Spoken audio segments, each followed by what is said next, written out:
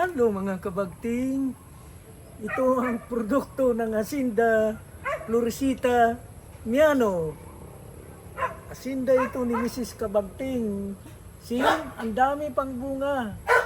Sabay-sabay ang paghinog sa mga bunga. See mga kabagting, biyaya ng Panginoon. Ito ang natitira sa bagyo. Kasi maraming nahuhulog. At tingnan mo yung papaya doon. Mga kabagting, ang mga papaya ay mayroon ding nakasurvive sa papaya.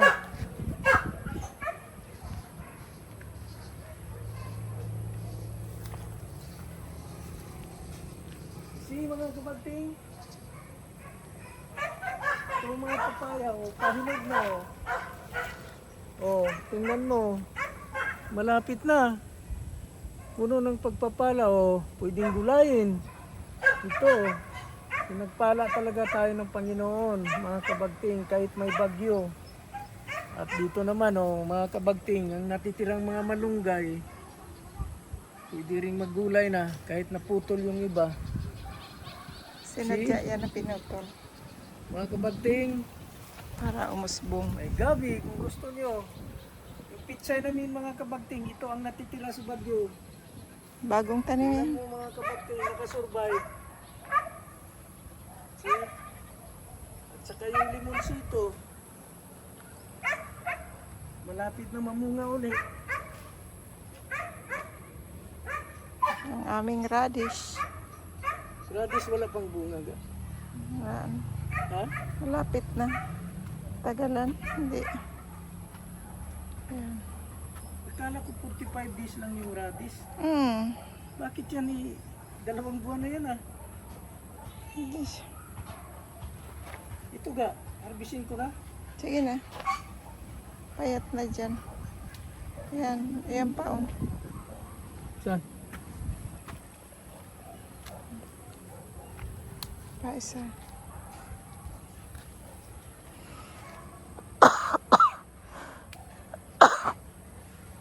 Dito. Meron dito.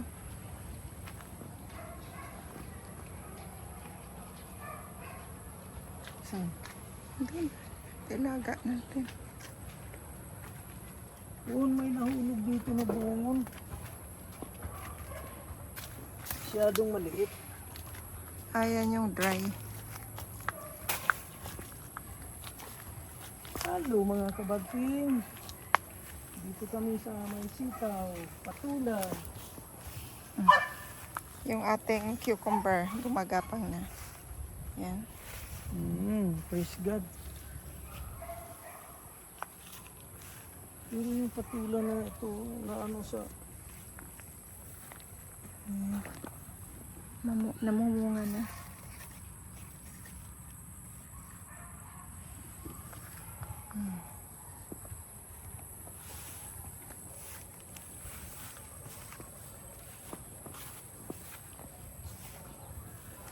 Dito ga. Pitasin mo yung okra dito at ilaga natin.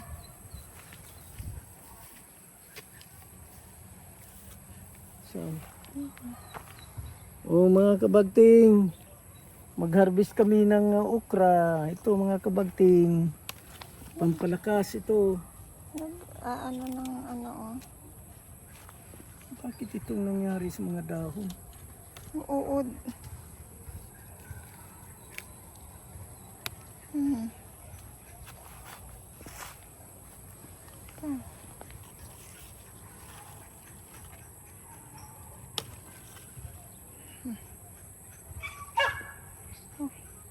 Huwag mo putulin dyan. Maliit pa.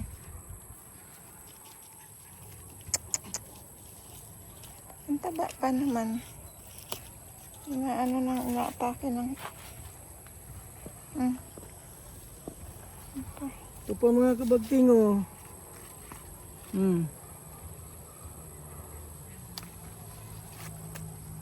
Itong isa lang. Ito.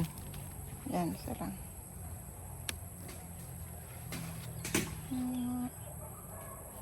Ito pa. Saan? Ito?